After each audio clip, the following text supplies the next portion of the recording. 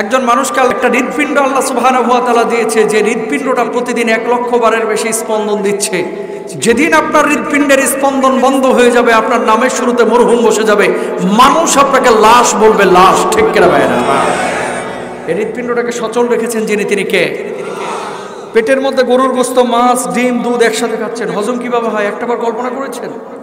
এই পেটটার মধ্যে আল্লাহ তাআলা প্রতিদিন 2 থেকে 2.5 লিটার অ্যাসিড উৎপাদন করেন, যে অ্যাসিডটা আপনার খাবারটাকে পেটের মধ্যে অটোমেটিক হজম করতেছে। ইশারা কার? একজন মানুষ বেঁচে থাকার জন্য প্রতিদিন অক্সিজেন প্রয়োজন 1.4 কিউবিক মিটার।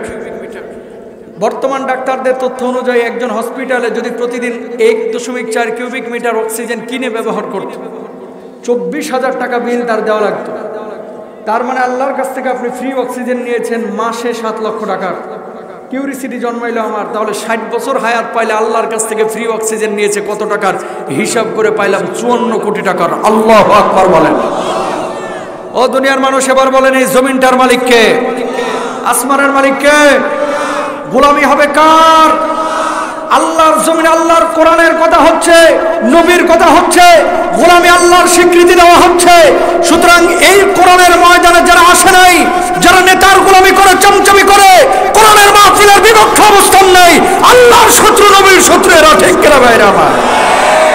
এরা কখনো আল্লাহর প্রকৃত বান্দা হতে পারে?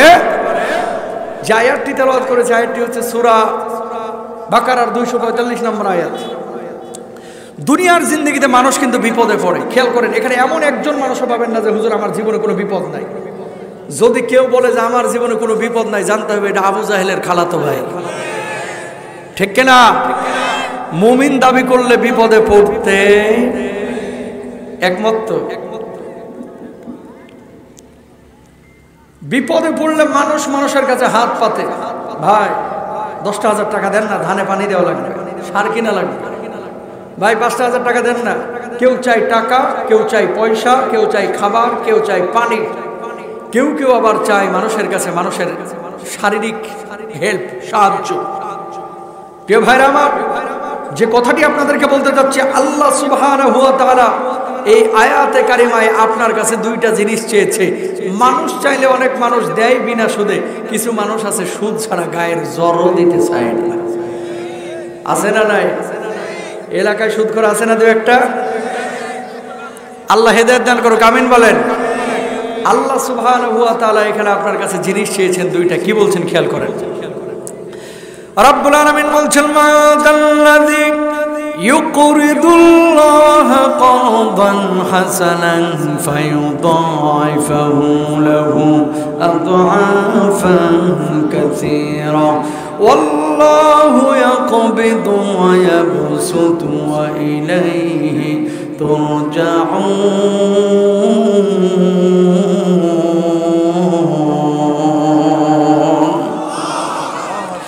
রব্বুল আলামিন বললেন, এই দুনিয়ার জিন্দগিতে আল্লাহ রাব্বুল আলামিনকে যে ব্যক্তি কর্জে হাসানা দিবে, তার কিয়ামতের ময়দানে আল্লাহ রাব্বুল আলামিন দ্বিগুণ বদলা বাড়ায় দেবেন, 3 গুণ বদলা বাড়ায় দেবেন, 4 গুণ বদলা দেবেন। সর্বোপরি আল্লাহ রাব্বুল আলামিন ওই মানুষগুলোর জন্য চূড়ান্ত জান্নাতের ফয়সালা করবেন। বলুন সুবহানাল্লাহ। আয়াত যখন নাযিল হইল, সাহাবী রিদওয়ানুল্লাহি আনহুম আজমাইন কনফিউশনের মধ্যে পড়ে গেছেন, সন্দেহের মধ্যে পড়ে গেছেন।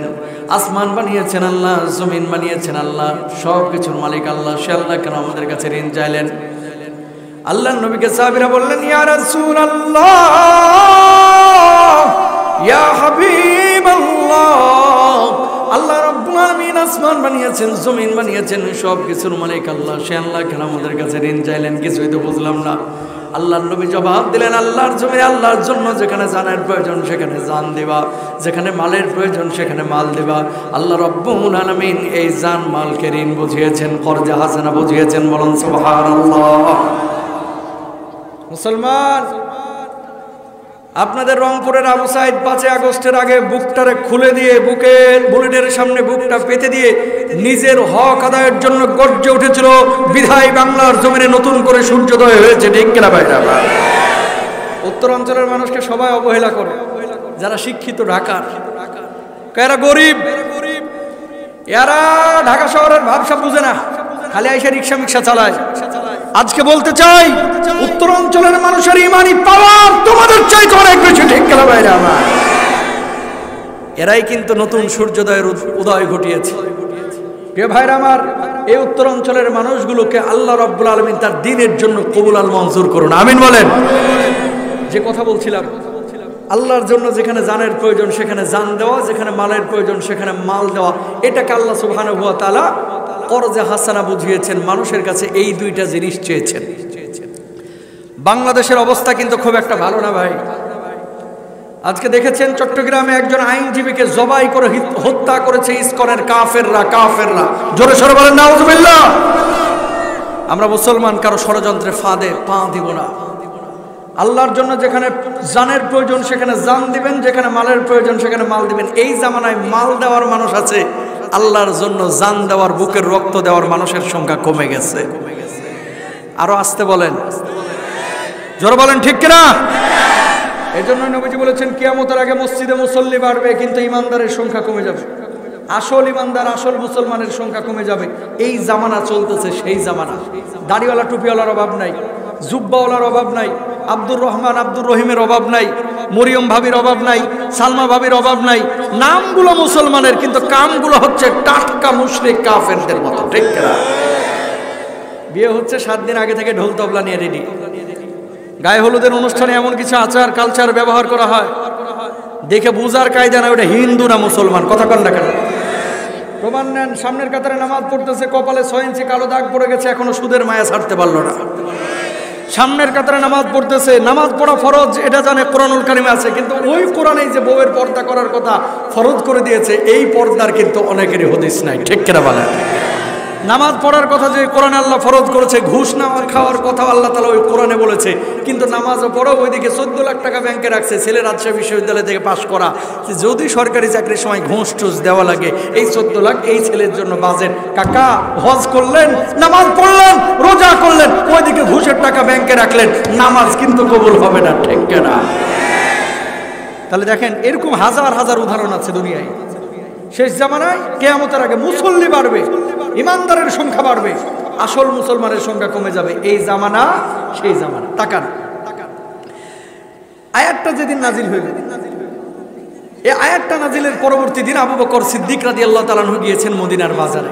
দাঁড়ায় আছে এক কিনারায়, ইহুদি এসে বলতেছে, কি গো আবু বকর, তোমার নবী এতদিন বলল আসমান বানিয়েছে আল্লাহ, জমিন বানিয়েছেন আল্লাহ, সব কিছুর মালিক তোমার আল্লাহ, এটা আবার কেমন আল্লাহ? তোমার আল্লাহ দেখে আমাদের কাছে ঋণ চাই। তার মানে আবু বকর, তোমার আল্লাহ একটা ফকির, তোমার আল্লাহ একটা মিসকিন। নাউজুবিল্লাহ বলবেন না? নরম মেজাজের আবু বকর ক্ষিপ্ত হয়ে গেছে।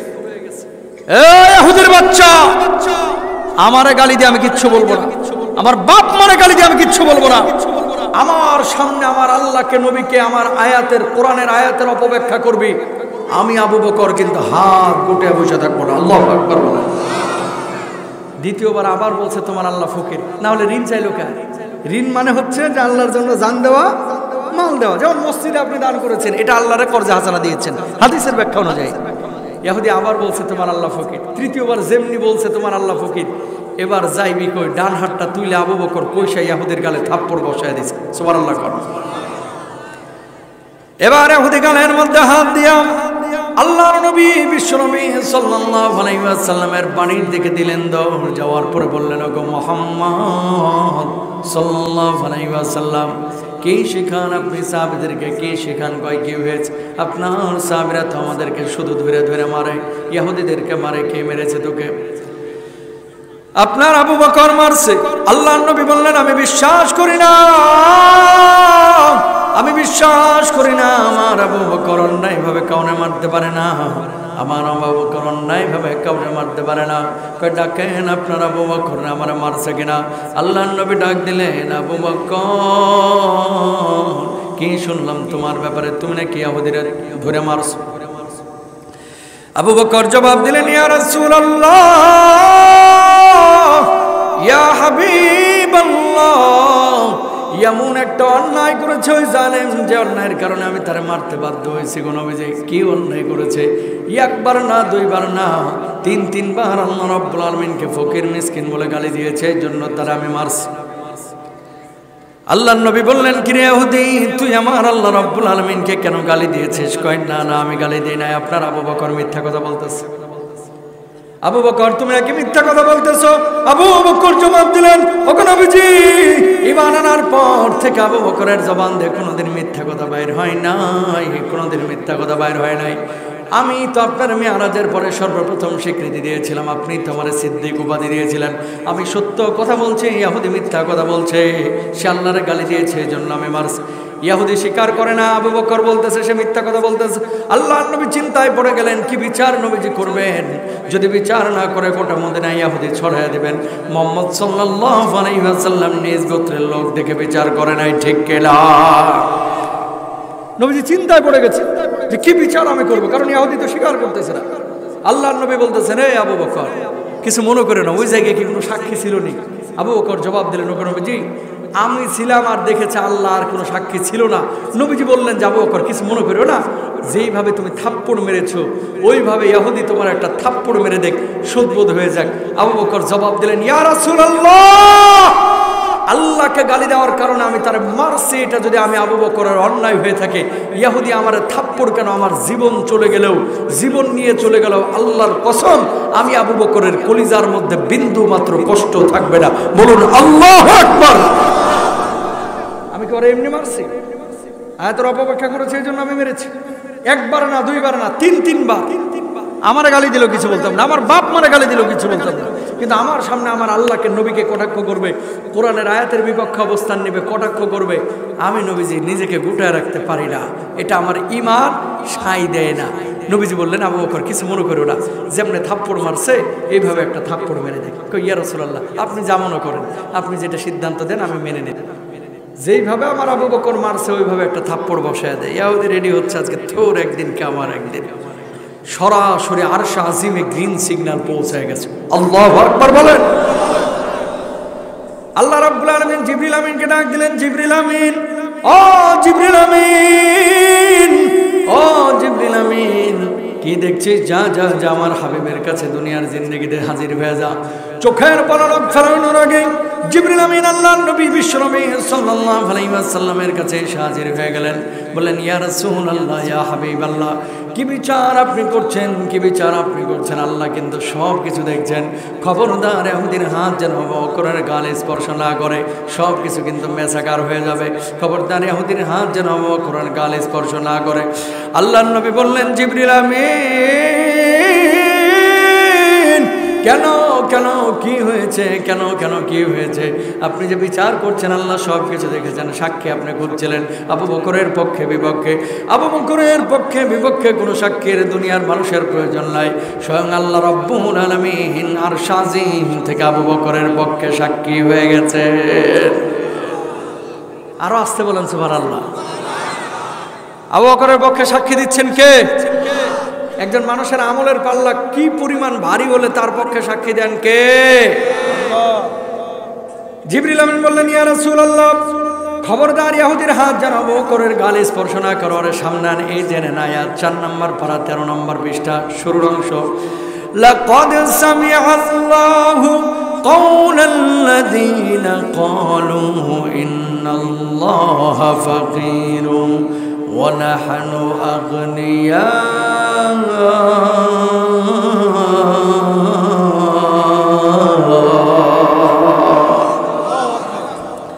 আল্লাহ রাব্বুল আলামিন তার কথা শুনেছেন যে আমার আল্লাহকে ফকির মিসকিন বলে গালি দিয়েছে, কটাক্ষ করেছে। আমার আল্লাহ ফকির না, আমার আল্লাহ মিসকিন না। যারা আল্লাহ রাব্বুল আলামিনকে গালমন্দ করে, কটাক্ষ করে, এই দুনিয়ার জিন্দেগিতে তারা কুলাঙ্গার ফকির মিসকিন, আর আখিরাতের জিন্দেগিতে ওই সমস্ত মানুষগুলো ফকির মিসকিন। ঠিক কিনা মুসলমান? তাকান, আবু বকর আপনার আমার চাইতে নামাজ কম পড়তো না বেশি? চুপ করে বসে রয়েছে। কথা কন, কে বেশি না কম? রোজা কম করতো না বেশি? কথা না বললে বুঝবো যে ঘুমাইতেছেন। আর আপনারা ঘুমাইলে আমি এখানে চিল্লায় ওয়াজ করার কোনো মানেই হয় না। শুনেন, আল্লাহরে একদিন তো বলতে পারবেন যে আল্লাহ 1.5 ঘন্টা কোরআনের ক্লাসে বসেছিলেন। বানানো কথা বলতেছি না ভাই, শুধু ওয়াজ মাহফিল মনে করবেন না, কখনো কখনো মাহফিলগুলোকে একটা ক্লাস মনে করবেন। ইনশাল্লাহ বলেন, কিয়ামতের ময়দানে অন্তত বলতে পারবেন আল্লাহ কোরআনের বাবার গল্প, খাজার গল্প, মাজারের গল্প করতেছেনি। সূরা বাকারার 245 নম্বর আয়াত খুলে দেখেন তাফসীরের মধ্যে এই কথাগুলো লেখা আছে। এই কথাগুলোই বলতেছে আপনারা। আল্লাহর বলতে পারবেন আল্লাহ জীবনে একটা দিন হলো কোরআনের ক্লাসে বসেছিলাম, সুতরাং একটু রেসপন্স করেন। কেন আপনাদের বলাচ্ছি? আপনারা তো আর ওয়াজ করতে আসেন নাই, শুনতে আইছেন। বলাচ্ছে এই কারণে যাতে করে বৈশাখে খালি না ঝিমাই না ঘুমাই। জানি অনেকে ধান কেটে আইছেন, অনেকে খেতে কাজ করে আইছেন, শরীর এমনি ছাড়িয়ে দেয়, প্রতিদিন 10টার আগে ঘুমায় যায়, বুঝি এই জন্যই কথা বলাচ্ছি। প্রিয় ভাইরা আমার, তাহলে তাফসীরের ক্লাস চলতেছে, ক্লাসটা মনোযোগ দিয়ে শুনবো ইনশাআল্লাহ। এলাকার মধ্যে আবু বকর দেখেন, আপনারা আমার চাইতে নামাজ কম পড়তো না বেশি? রোজা কম না বেশি? হজ যাকাত কম না বেশি? সে আবু বকর কোরআনের আয়াতের স্বার্থ এসেছে, আল্লাহর স্বার্থ এসেছে, গর্জে উঠেছে। আপনার এলাকায় এবার একটু তাকান তো। অনেক যুবকরা আছে দাড়ি টাড়ি রাখে না, আগে রাখতো না, এখন রাখা শুরু করেছে। আগে পাঞ্জাবি পড়তো না, এখন পড়া শুরু করেছে। আগে নামাজ পড়তো না, এখন পড়া শুরু করেছে। কিছু চাচা চায়ের দোকান থেকে তারপরে মাঠে ঘাটে বসে থাকার বাঁকা চোখে এমনি ওই যুবকের দিকে তাকাই, কি রে জামাত শিবিরে যোগ টোক দিছস কিনা? কথা বলেন ঠিক কিনা? মহিলা আগে বোরকা পড়তো না, এখন বোরকা পড়া শুরু করেছে। ঠেস মেরে কথা বলে, কি গো সালমা ভাবি হজ করে আইছো নাকি? এরকম জালেম আছে না নাই? আপার আমলে গত 15 বছরে অনেক সময় এই যে মাদ্রাসার হুজুররা ছাত্ররা কোরআন হাদিসের কিতাব নিয়ে 20 জন 22 জন তালিম নিচ্ছে। ধরেন গোল হয়ে বসে মাঠে ঘাটে মসজিদে, হঠাৎ গোয়েন্দা বাহিনীর লোকজন এসে হাজির, ধরছে গোপন বৈঠক বলে। কিছু সাংবাদিক এসে আরেকটু বাড়াইছে, কই জিহাদি বৈঠকের সময় 21 জন জঙ্গি গোপন বৈঠকের সময় জিহাদি বই সহ আটক। কথা বলেন ঠিক কিনা? হয়েছে কি হয়েছে না? জোরে বলেন। ও মুসলমান, কোরআন কি জিহাদি বই, জঙ্গি বই? কার বই? আরো জোরে কার? সুতরাং কেউ যদি বলে দাড়িকে এটা জঙ্গির দাড়ি, টুপিকে কেউ যদি বলে জঙ্গির টুপি, কোরআনকে কেউ যদি বলে জঙ্গির বই, আল্লাহর কসম এগুলো আমরা ছাড়বো না। এগুলো গ্রহণ করে 1000 বার জঙ্গি হতে রাজি আছি, আল্লাহ রাসূলকে কষ্ট দিতে রাজি নাই। ঠিক কিনা? অনেক জালেম আছে, এগুলো সহ্য করতে পারে না।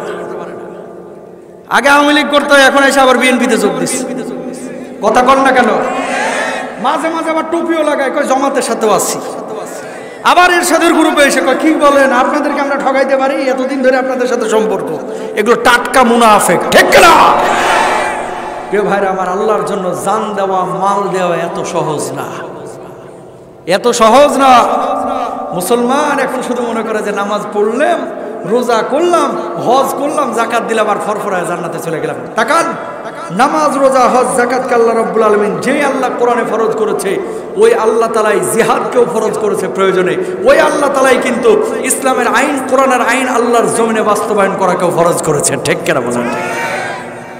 কিন্তু কয়জন মানুষ ইসলামী আইন, কোরআনের আইন বাস্তবায়ন করতে চায়? ভয় পায়। কোরআনের আইন বাস্তবায়ন হলে চুরি থাকবে না, চাল চুরি ডাল চুরি করা যাবে না। আইন বাস্তবায়ন হলে হাত কাটা পড়বে চুরি করলে। আইন বাস্তবায়ন হলে যৌতুক নেওয়া যাবে না। আইন বাস্তবায়ন হলে রাত্রে আনন্দ পানি গলা দিয়ে ঢালাও যাবে না। ঠিক কিনা? তা আল্লাহর জন্য জান দেবেন, মাল দেবেন। নবীজি কি বলছেন খেয়াল করেন। আমার নবী বলছেন, ইউসবিহুর রাজুলু মুমিনা ওয়া ইউমসি কাফিরা। কিয়ামতের আগে এক শ্রেণীর মুসলমান এরকম বের হবে, সকালবেলায় থাকবে মুমিন, সন্ধ্যাবেলায় হয়ে যাবে কাফের। ওয়ায়ুমসি মুমিনা, সন্ধ্যাবেলায় থাকবে মুমিন, সকালবেলায় হয়ে যাবে কাফের। হাজার হাজার মুসলমান এই বাংলার জমিনে আছে, ওর ইমান নাই, ও কাফের হয়ে রয়েছে, ও নিজেও জানে না তার ইমান নাই। শুধু নামাজ পড়ে, মাঝে মাঝে রোজা করে, আবার কখনো কখনো মহিষ জবাই করে মানুষকে খাওয়াইয়া খুইয়া হজেও যায়, অথচ টাটকা মুশরিক, টাটকা কাফের, ও নিজেও জানে না। আপনি বলবেন, হুজুর এটা তো বুঝলাম না। ঠিক কিনা? তাহলে বুঝাই দিই, বোঝানো দরকার আছে না নাই? কিয়ামতের ময়দানে হাদিস তাফসীরের মধ্যে লেখা আছে, দেখেন এক শ্রেণীর মানুষের কনফিডেন্স লেভেলটা এরকম হবে, 42 বছর নামাজ পড়েছে, আজকে আবার জান্নাত থেকে আল্লাহ কেমনে তাড়ায়? 42 বছর নামাজ পড়লাম, মাদ্রাসা করেছি 2টা, মসজিদ বানাইছি 1টা, উমরা করেছি 11 বার, হজ করেছি 3 বার, জান্নাত আবার আল্লাহ না দেয় কেমনে? কেমন কনফিডেন্স? পরীক্ষার হলে কিছু ছাত্র দেখবেন ঢুকে এরকম পুরো বই একবারে ঝরঝরে করে মুখস্থ করে ফেলাইছে। প্রশ্ন কোত্থেকে আসে আসুক, জিপিএ 5 নিয়ে বাড়ি থেকে এই হল থেকে বাইরে হবো। কথা বলেন না কেন? এরকম কনফিডেন্স লেভেল থাকবে কিছু মানুষের কিয়ামতের ময়দানে, যে আল্লাহ আজকে ঠেকাবে কেমনে, এত আমল নিয়ে গেছি। আল্লাহ সুবহানাহু ওয়া তাআলা ফেরেশতাদেরকে বলবে যে এই ফেরেশতারা চেক করতো আমলগুলা। এখন দুনিয়ার যেরকম সার্ভার আছে না, এরকম কিরামান কাতিবিন সার্ভারে কিন্তু সব সেভ রাখতেছে। এই সার্ভারটা খুলে দেখে বলবে আল্লাহ বিশাল হাজি। কয়বার? ডাবল হাজি আল্লাহ। কি অবস্থা নামাজ রোজার? আল্লাহ বেশি নামাজ রোজা করছে, কোন পাপ টাপ আছে কিনা দেখতো। আল্লাহ এমন পাপ আছে যেই পাপটার কারণে আজকে আপনি ধরতে আর বাধ্য হইবেন। কি পাপ আছে? আল্লাহ নামাজ রোজা সবই করেছে, আবার শিরিকও করেছে। কি শিরিক করেছে? মাজারে গিয়ে সিজদা দিছে। কি শিরিক করেছে? আল্লাহ কখনো কখনো ডাক্তাররে ভগবানের মতো মনে করেছে। আল্লাহ কখনো কখনো এই যে ধান চাল এগুলো উৎপাদন হচ্ছে, আল্লাহ বিশ্বাস করে না, এগুলো মনে করেছে যে টেকনোলজির কারণে উৎপাদিত হচ্ছে। কখনো কখনো আপনার একত্ববাদের উপরে হামলা করেছে। কেমন? ডারউইনের মতবাদ দেখবেন বিশ্ববিদ্যালয়ের অনেক সাবজেক্টে, অনেক ডিপার্টমেন্টে পড়ানো হয়। কি মানুষকে আল্লাহ বানায় নাই, মানুষ এমনি এমনি হয়েছে প্রাকৃতিকভাবে। কেমনে হয়েছে? আগে ছিল বানর, লাফাইতে লাফাইতে লেজ পড়ে পশম করে মানুষ হয়ে গেছে। আল্লাহর কসম করে বলতেছি, কোন মুসলমান নামাজি হাজি যদি এটা বিশ্বাস করে তার ঈমান থাকবে না, সে কাফের হয়ে যাবে। ঠিক আছে? স্রষ্টা কে আমাদের? বলেন তো, এই ডারউইনের মতবাদ বাংলাদেশে বিশ্বাস করে এমন লোক আছে না নাই? 2 নম্বর দলিল নেন, কোরআনে আল্লাহ তাআলা কি বলতেছেন? রব্বুল আলামিন বলছেন আফাতুমিনুনা বিবাদিল কিতাবি ওয়া তাকফুরুনা বিবাদ। বলুন আল্লাহু আকবার। এই দুনিয়ার জিন্দেগিতে এমন কিছু মানুষ আছে, মুমিন আছে, যারা কোরআনুল কারীমের কিছু আয়াত মানে, কিছু আয়াত মানে না। নামাজ পড়তে রাজি আছে, হজ করতে রাজি আছে, হজ্জে গেলে ভালো মন্দ খাওয়া যায়, ঘোরাফেরাও করা যায়, কিন্তু জাকাতের প্রশ্ন যখন আসে, কাকা চোখে টিনের চশমা লাগায়, জাকাতের মাসালার গবেষণা করতে চায় না। ঠিক কিনা? হজ করতে রাজি আছে, জাকাত দিতে রাজি নাই। তা আপনি জাকাত আদায় করলেন না, তার মানে মুসলমান প্রকৃত হতে পারলেন না। কোরআনুল কারীমের কিছু আয়াত মানে, কিছু আয়াত মানে না। বলে যে আল্লাহর জমিনে আল্লাহর আইন বাস্তবায়ন করা এটা ফরজ, প্রত্যেকটা মানুষ আমরা জানি।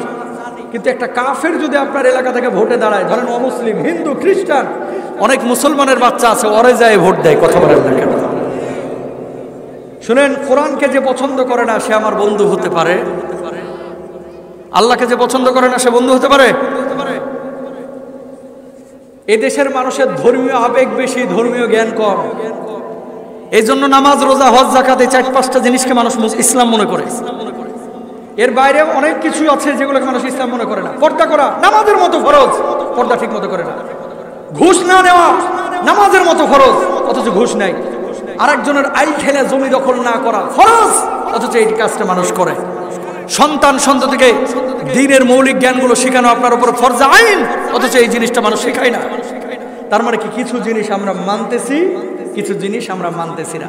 শুনেন, এই মুহূর্তে যদি দাজ্জাল আসে, অধিকাংশ মানুষই দাজ্জালের ফিতনায় পড়ে ঈমান হারাবে। প্রমাণ নেন, বলবেন কেমনে? এই জামানায় আপনার এলাকায় না থাকতে পারে, আশপাশের এলাকায় দেখবেন, জানে যে এই লোকটাকে যদি ভোটে পাস করায় তাহলে এটা চাঁদাবাজি করবে, মানুষের হক মারবে, এই লোকটার চরিত্র খারাপ। তারপরও 2টা সিঙ্গাড়া আর 1 কাপ কোকের জন্য ওই জোহর থেকে আসর পর্যন্ত এর পক্ষে মিছিল করে। খালি লোভ কি? 200 টাকা, 1 ঢোক কোক আর 2টা সিঙ্গাড়া। 2টা সিঙ্গাড়া আর 1 ঢোক কোকের লোভ যদি তুমি সামলাইতে না পারো, আল্লাহর কসম করে বলছে আল্লাহর জান্নাত তোমার জন্য না। ঠিক কিনা? দাজ্জাল এসে যখন দেখাবে যে এই যে ডান হাতে এটা আমার জান্নাত, যারা আমার মানবে জান্নাতে দিব, অথচ ওটা জাহান্নাম। কোকের লোভ সামলাইতে না পারলে, 500 টাকার লোভ সামলাইতে না পারলে, 2টা সিঙ্গাড়ার লোভ সামলাইতে না পারলে, দাজ্জাল যদি তোমার সামনে জান্নাতকে পেশ করে, তাহলে তুমি এই লোভও সামলাইতে পারবা না, স্বীকার করবা, ডাইরেক্ট জাহান্নামে যাবা। ঠিক কিনা? শুনেন, মানেন আর না মানেন, সত্য কথা, হক কথা আপনাকে বলতে হবে। আমাকে এখানে নিয়ে এসেছেন, এই কথাগুলো না বললে নিজের বিবেকের কাছে আমি মানে অপরাধী মনে হবো, আল্লাহর আদালতে অপরাধী মনে হবো। কোরআনুল কারীম যদি বাংলার জমিনে ইস্টাবলিশ থাকতো, এই আইন যদি বাস্তবায়িত থাকতো, চোর ডাকাত থাকতো, এলাকার মানুষ সুখে থাকতো না দুঃখে? একটা উদাহরণ দিই, উজবেকিস্তান সোভিয়েত ইউনিয়নের একটা দেশ। আমি তো জানেন প্রতি বছর প্রচুর দেশ সফর করি RTV থেকে। উজবেকিস্তানে ইমাম বুখারী রাহিমাহুল্লাহর কবর জিয়ারত করলাম বুখারায়। প্রায় মাহফিল আমি এই কথাটা বলি শেখার জন্য। ইমাম বুখারী রাহিমাহুল্লাহর কবর জিয়ারতের পরে এসেছি সামারকান্দে। সামারকান্দে জোহরের নামাজ আদায় করলাম। নামাজ আদায়ে ঢুকে দেখি সামনে মুসল্লিরা নামাজ আদায় করতেছে, আর পেছনে মোবাইল ফোন মানি ব্যাগ সব রেখে দিয়ে সামনে নামাজ আদায় করতেছে। আমি চিন্তা করলাম সামারকান্দের মসজিদে সব মানুষের কি মোবাইলের চাঁদ শেষ নাকি? এত মানুষের মোবাইল মানি ব্যাগ পেছনে রাখার মানেটা কি? ওমা, নামাজ শেষে দেখলাম যার যার মোবাইল মানি ব্যাগ শেষে বাড়িতে নিয়ে চলে গেল। চিন্তা করলাম নামাজে খুশু নষ্ট হবে, এই জন্য মোবাইল মানি ব্যাগ পেছনে রেখে নামাজ আদায় করতেছে। কারো মোবাইলে কেউ তাকাইলো না, ধরলো না, মানি ব্যাগের দিকে ধরলো না, ছুঁইলো না। চিন্তা করলাম আল্লাহ বাঁচাইছে যে মসজিদটা ঢাকার গুলিস্তানের কোনো মসজিদ না। কথা বলেন না কেন? শিখেন শিখেন। জানেন মোবাইল মানি ব্যাগ মসজিদের মধ্যে পেছনে রেখে নামাজ আদায় করতেছে, চোর নাই, কোরআনটা আছে এই জন্য। আর এই দেশের মধ্যে কোরআন নাই, এই জন্য মসজিদে দামি জুতা তো দূরের কথা, বাথরুমের ছিঁড়া জুতাও নিরাপদ না। ঠিক কেনা ভাই না? আপনার এলাকা মসজিদে জুতা চুরি হয় না? ওই যে আরটিভিতে যে লাইভ করি আমি রবি সোমবার, এই লাইভের মধ্যে একদিন আলোচনার মধ্যে বলে ফেলছি যে দামি জুতা নিয়ে মসজিদে যায় না, নামাজ হবে না। তো একজন দর্শক লিখছে, এটা আবার কেমন ফতোয়া দিলেন, দামি জুতা নিয়ে মসজিদে নামাজ হয় না, কই পাইছেন? হাদিস বানান মিয়া। আমি বলছি সেই অর্থে বলে নাই ভাই, আগে কথাটা শেষ করতে দেন। আমার দামি জুতা 2200 টাকা 2600 টাকা দিয়ে মসজিদে আপনি যাবেন, এই জুতা পেছনে তো রাখবেন, সামনে তো আর রাখা যায় না। পেছনে রাখা এই যে হাত বাইন্দা খালি সূরা ফাতিহার মাঝখানে বারবার অ্যাপেক্স অ্যাপেক্স বাটা বাটা খালি মনে পড়ে যে আছে না গেছে। ঠিক কিনা ভাই না? আমার কেন বলতেছি এই কথা? কেন বলতেছি? যত দামি জিনিস তত পেরেশানি বেশি।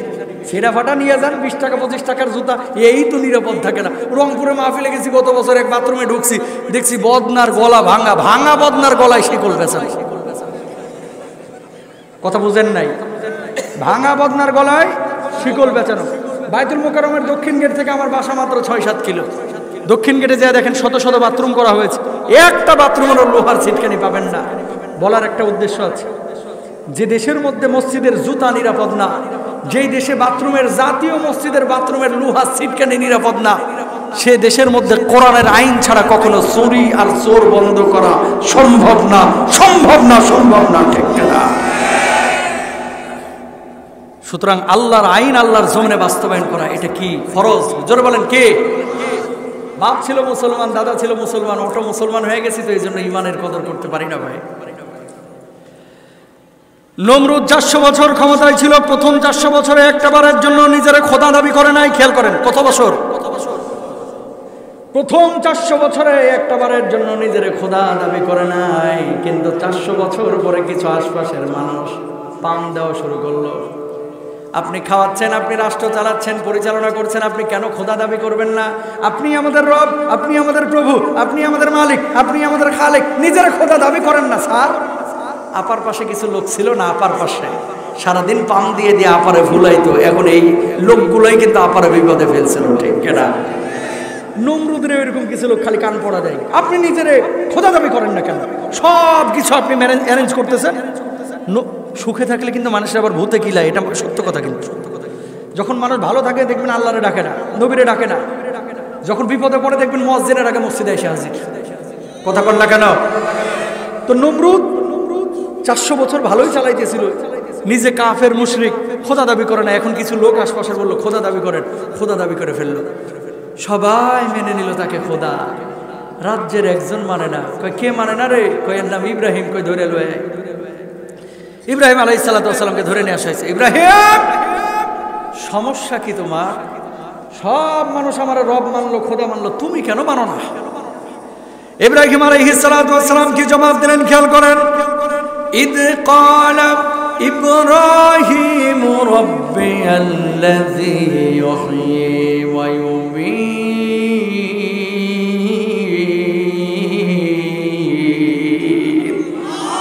জোরে বলেন আল্লাহু আকবার। ইব্রাহিম আলাইহিস সালাম বললেন, ও নমরুদ, আমার রব, আমার স্রষ্টা তো তিনি, যিনি জীবন দান করেন, যিনি মৃত্যু দান করেন। ক্বালা আনা উহয়ী ওয়া উমীত। নমরুদ জবাব দিল, আমি জীবন দান করি, আমি মৃত্যু দান করি। ইব্রাহিম আলাইহিস সালাম নমরুদকে বললেন, একটু দেখান না কিভাবে আপনি জীবন দান করেন, মৃত্যু দান করেন। দুইজন কয়েদিকে নমরুদ বের করে আনলেন। নমরুদ বের করার পরে একজনকে জামিনে মুক্ত করে দিলেন, আর একজনকে হত্যা করলেন। এবার ইব্রাহিম নবীকে বলছেন, ইব্রাহিম দেখো দেখো, আমি একজনের জীবন দিলাম, আমি একজনের মৃত্যু দিলাম। ওর এই জীবন দেওয়ার মৃত্যু দেওয়া শুনে ইব্রাহিম নবী মুসকি মুসকি হাসতেছে। সেই দিন হয়তো বা ইবলিসও দাঁত বাইর করে হাসছিল, ঠিক কিনা? জেলখানা থেকে বের করে কখনো জীবন দেওয়া হয় না, কয়েদিকে মেরে ফেলে কখনো মৃত্যু দেওয়া হয় না। ইব্রাহিম নবী তখন জবাব দিলেন, নমরুদ, দ্বিতীয় একটা কাজ যদি তুমি করে আমারে দেখাইতে পারো, তোমার উপরে আমি ঈমান আনবো। ক্বালা ইব্রাহিম ফাইন্নাল্লাহা ইয়াতি বিশ-শামসি মিনাল মাশরিকি ফাআতি বিহা মিনাল মাগরিবি ফাবুহিতাল্লাযী কাফার। বলুন আল্লাহু আকবার। ইব্রাহিম আলাইহিস সালাতু ওয়াস সালাম বললেন, ও নমরুদ, আল্লাহ রাব্বুল আলামিন পূর্ব দিক থেকে প্রতিদিন সূর্য ওঠায় আর পশ্চিম দিকে সূর্যটাকে ডুবায়। কালকে তুমি পূর্ব দিক থেকে না পশ্চিম দিক থেকে সূর্যটা উঠাইবা আর পূর্ব দিকে সূর্যটাকে ডুবাইবা। যদি সূর্য তুমি উঠাইতে পারো আর ডুবাইতে পারো, আমি ইব্রাহিম তোমার উপরে ঈমান আনবো। ফাবুহিতাল্লাযী কাফার। নমরুদ তখন অবাক হইল, জবান বন্ধ হয়ে গেল।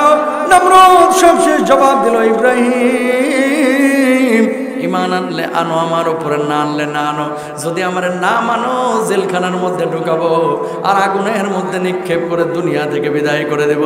ইব্রাহিম জবাব দিল, নমরুদ, বুঝে শুনে আল্লাহর প্রতি ঈমান এনেছি, যদি তুই আমার আগুনের মধ্যে নিক্ষেপ করিস আমার কিচ্ছু যায় আসে না, কিন্তু কলিজার মধ্যে যে ঈমানকে জায়গা দিয়েছি সেই ঈমানকে কলিজা থেকে বের করতে পারি না। বলুন আল্লাহু আকবার। কাফেরের সামনে, জালেমের সামনে অকপটে সত্যটাকে স্বীকার করেছে ইব্রাহিম। তাকান, নবীজির সামনে সবসময় কিন্তু সাহাবীরা বসে থাকতেন না, কখনো কখনো কাফেররা এসে বসে থাকতেন। নবীজি যখন মাহফিল করতেন, যখন দিনের কথাবার্তা বলতেন, শুধু সাহাবীরা থাকতো না, কাফেররাও থাকতো। দুইজন সাহাবীর প্রমাণ নেন, পরে ঈমান এনেছিল, প্রথমে ঈমান আনেন নাই। আমর ইবনুল আস রাদিয়াল্লাহু তাআলা কাফের অবস্থায় নবীজির সামনে বসে থাকে। সাহাবীরা গুতা দেয়, বেটা ঈমান আনো না, নবীর সামনে বসে থাকো কেন? ওনার কথাগুলো শুনলেই ভাল লাগে, মুখ থেকে যেন হাদিস না এক একটা মুক্তার দানা বাইর হয়। আল্লাহু আকবার বলেন। কাফের কাফের এখনো ঈমান আনেন নাই, নবীজির সামনে বসে থাকে। আব্দুল্লাহ জুলবাজাদেন এসে বসে থাকে, আব্দুল্লাহ মিয়া, ঈমান আনো না, নবীর সামনে বসে থাকো কেন? কই ভাই তাড়ায় দিও না, ওনার সামনে বসলেই কলিজাটা ঠান্ডা হয়ে যায়। কি যে মধু আছে ওনার কথার ভিতরে, সুবহানাল্লাহ বলেন না। আমর ইবনুল আস একদিন বসা, হঠাৎ মৌমাছির মতো গুনগুন গুনগুন আওয়াজ শুরু হয়ে গেছে। বুঝতে আর বাকি রইল না, আসমান থেকে আয়াত নাজিল হচ্ছে নবীজির উপরে, সুবহানাল্লাহ বলেন।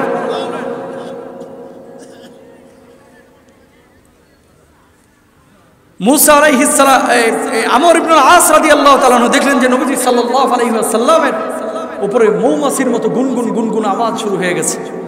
আওয়াজ যখন শুরু হয়ে গেছে, বুঝতে আর বাকি রইল না যে কোরআনের আয়াত নাজিল হচ্ছে। আয়াত নাজিল হওয়া শেষ, সাহাবীরা বলছেন, ইয়া রাসূলুল্লাহ, কি নাজিল হয়েছে? আজকে একটা সূরা নাজিল হয়েছে। সূরার নাম কি? সূরা আসর। ওয়াল আসরি ইন্নাল ইনসানা লাফি খুসর ইল্লাল্লাযিনা আমানু ওয়া আমিলুস সালিহাত ওয়া তাওয়াসাউ বিল হাক্কি ওয়া তাওয়াসাউ বিস সবর। সব মানুষ ক্ষতির মধ্যে, চার শ্রেণীর মানুষ ছাড়া, যারা ঈমান এনেছে, সৎকর্ম করেছে, সদুপদেশ দিয়েছে, যারা ধৈর্য ধারণ করেছে, এরা আল্লাহর জান্নাতে বিনা হিসাবে যাবে। সুবহানাল্লাহ বলেন না। আয়াত যখন নাজিল হয়ে গেল, কাফের বসা আমর ইবনুল আস এই সূরা কাফের হওয়ার পর মুখস্থ করে ফেলেছে। প্রিয় ভাইরা আমার, পরবর্তী দিন মুসাইলামাতুল কাজ্জাবের সাথে আমর ইবনুল আসের বন্ধুত্ব ছিল। মুসাইলামাতুল কাজ্জাবের কাছে গিয়ে বললেন, মুসাইলামাতুল কাজ্জাব, মুহাম্মদ সাল্লাল্লাহু আলাইহি ওয়াসাল্লামের উপরে মাঝে মাঝে সূরা নাজিল হয়, আয়াত নাজিল হয়, তোর উপরে কি কোনো সূরা নাজিল হয় না, আয়াত নাজিল হয় না? তুই তো নিজের শেষ নবী দাবি করেছিস, ওনার উপরে আয়াত নাজিল হয়, সূরা নাজিল হয়, তোর উপরে কেন হয় না? আমার উপরেও হয়, আমি মানুষের কাছে বলে বেড়াই না। জোরে বলেন নাউযুবিল্লাহ। আমার উপরেও সূরা টুরা নাজিল হয়, কিন্তু মানুষের সামনে আমি বলে বেড়াই না। চাপাবাজ আছে না কিছু এলাকায়, গুছায় গুছায় মিথ্যা কথা বলে ভাই সাংবাদিকদের সামনে। 15 বছরও দেখা গেছে কিছু লোক ছিল এত সুন্দর করে মিথ্যা কথা বলতো সাংবাদিকদের সামনে, মনে হয় গত রাতে জান্নাত থেকে পালায় আসছে, আর এর আগে রাজশাহী বিশ্ববিদ্যালয় থেকে মিথ্যার উপরে পিএইচডি করছে। এরকম মিথ্যুক এই জামানায় আছে না নাই? আমর ইবনুল আস যখন মুসাইলামাতুল কাজ্জাবকে বলতেছে তোর উপরে কি সূরা টুরা নাজিল হয় না? আমার উপরও নাজিল হয়, মানুষের সামনে আমি বলি না। আজকে যদি না বলছস তোর সাথে আমার সম্পর্ক শেষ। কেন, কি হয়েছে? গতকালকে মুহাম্মদ সাল্লাল্লাহু আলাইহি ওয়াসাল্লামের উপরে এমন একটা সূরা নাজিল হয়েছে, ভাই ভিতরটা শীতল হয়ে গেছে। কি সূরা একটু শোনা দেখি। ওয়াল আসরি ইন্নাল ইনসানা লাফি খুসর, শেষ পর্যন্ত শোনায় দিল। এবার বল তোর উপরে কি সূরা নাজিল হয়েছে? মাথা নিচু করে ফেলাইছে মুসাইলামাতুল কাজ্জাব, মাথা নিচু করে সূরা বানাইতেছে। বানানো সূরা কি আর আল্লাহর মতো হয়? হবে? মাথা উঠায় বলতেছে একটা সূরা গত রাতে নাজিল হয়েছে, শুন তাহলে।